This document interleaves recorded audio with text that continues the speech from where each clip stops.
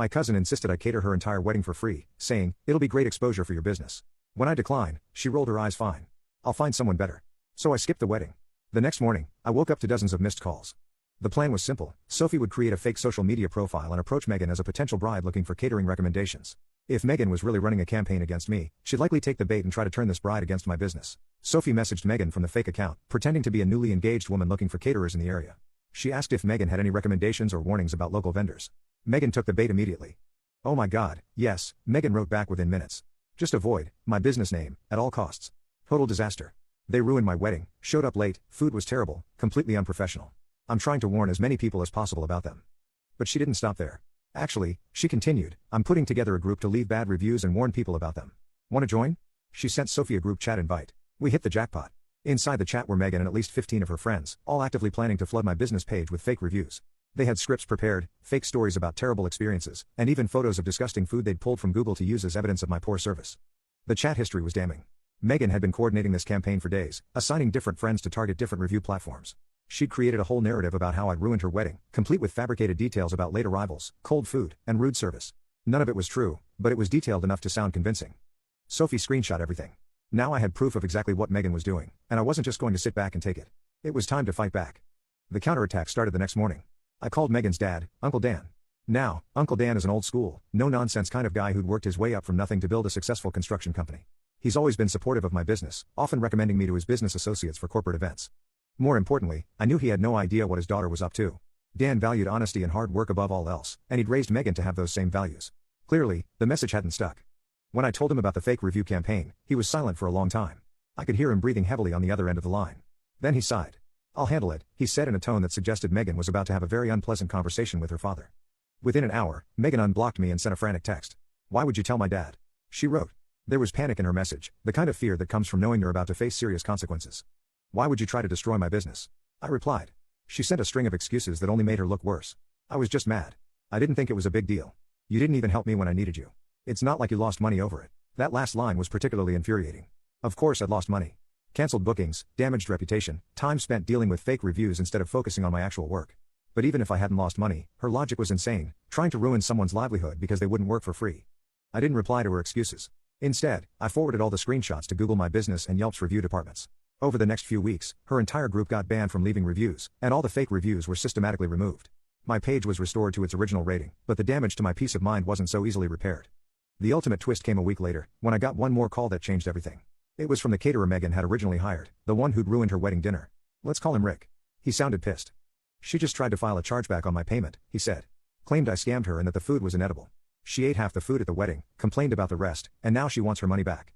"Are you serious?" I asked, though I wasn't really surprised. "Oh yeah," he said. "She paid me half up front, then tried to get the bank to refund it after the wedding. Guess she thought she could get a free wedding meal." I whistled. She really doesn't know when to quit. The pattern was becoming clear. Megan had a history of trying to get services for free, whether through manipulation, fake reviews, or outright fraud. "Oh, I'm not letting it slide," he said. "I'm taking her to small claims court." Good for him, I thought. Someone needed to hold her accountable. And that's when it hit me.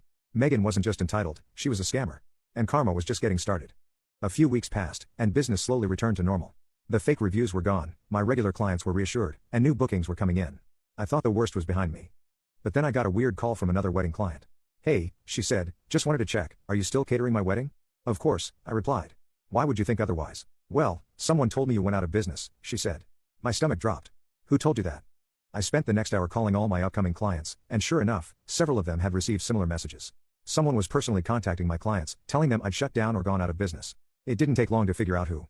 Megan had been systematically contacting my clients, using information she'd gathered from my social media pages and business website.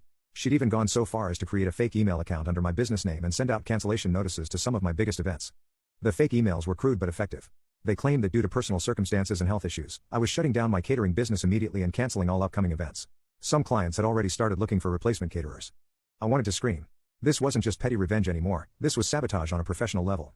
She was actively trying to destroy my business relationships and reputation. I called Uncle Dan again, but this time he didn't pick up. I had a bad feeling about why. The family secret came out later that night when my mom called me. "Listen," she said carefully, "I know you're mad at Megan, but maybe it's time to just let this go." The tone in her voice suggested she knew something I didn't. "Let it go?" I almost laughed.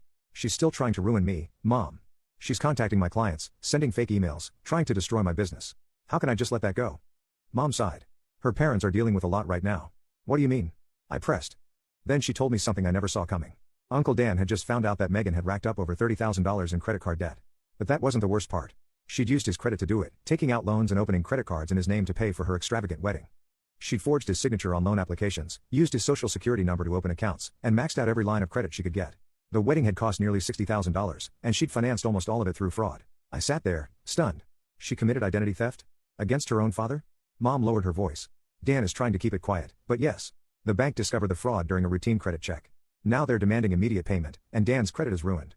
This wasn't just about me anymore. Megan wasn't just an entitled brat who threw tantrums when she didn't get her way. She was a criminal, willing to steal from her own family to maintain her fantasy lifestyle. Suddenly, her desperate attempts to destroy my business made perfect sense. She was drowning in debt and legal troubles, and she needed someone to blame. I realized that she'd probably never planned to pay for wedding catering in the first place. Whether she'd hired me or someone else, she would have found a way to avoid paying. If I'd done the job for free, she would have just moved on to the next vendor. If I'd charged her, she probably would have tried the same chargeback scheme she'd used on the other caterer. And now that her whole life was crashing down around her, she was desperate to blame someone else for her problems. That's when I decided I wasn't just going to sit back and let her destroy me while she destroyed herself. Megan had made it her mission to ruin me. I was about to return the favor, but I was going to do it the right way, with truth, evidence, and the support of everyone she'd wronged.